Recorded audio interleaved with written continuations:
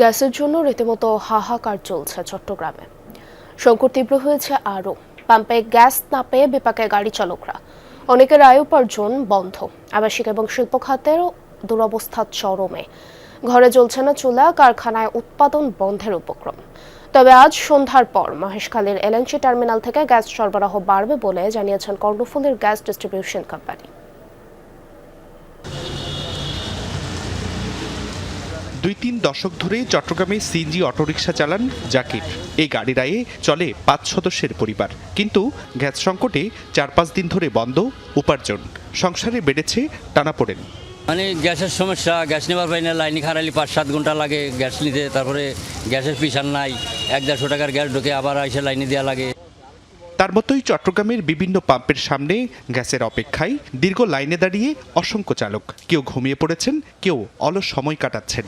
তাদের অভিযোগ, গাড়ি চলুক বা না চলুক, মালিককে দিতে হচ্ছে প্রতিদিনের জমা।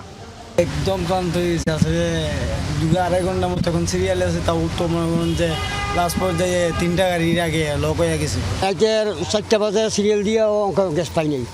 সকাল ৯টা বাজে আমি দিছিল, আইয়া সিরিয়াল টানতে আমরা গ্যাস পাইতেছি না। তুমি মনে করছো কোম্পানির ধর ইনকাম মানে না। বউ বাচ্চা আছে, নাতিন আছে, মেয়ে আছে, পুতুল বউ আছে, সবাই তো আছে। এরা খাবে কি? আমার আশা তো বসে থাকছে। গ্যাস সংকটের আজ শুধু সড়কে নয়, লেগেছে শিল্প কলকারখানা এবং বাসাবাড়িতেও। অনেক ঘরেই জ্বলছে না চুলা, রান্না বন্ধ থাকায় ব্যাহত হচ্ছে স্বাভাবিক খাবারের রুটিন। বাধ্য হয়ে কেউ কেউ রেস্তোরাঁমুখী, তবে সেখানেও গ্যাস সংকটের প্রভাব পড়েছে।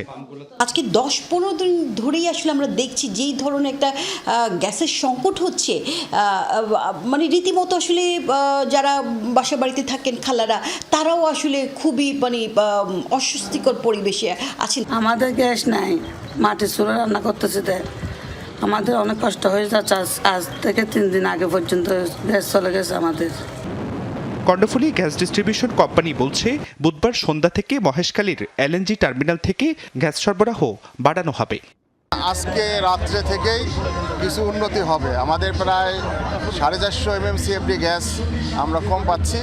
সেটা হয়তো আংশিকভাবে, এখানে 2টা ছিল বয়লার ছিল, তার মধ্যে একটা বয়লার হয়তো বা চালু হয়ে যাবে আজকে থেকেই, সন্ধ্যা রাত্রে থেকেই। জুবাইর রিফাত, যমুনা নিউজ, চট্টগ্রাম।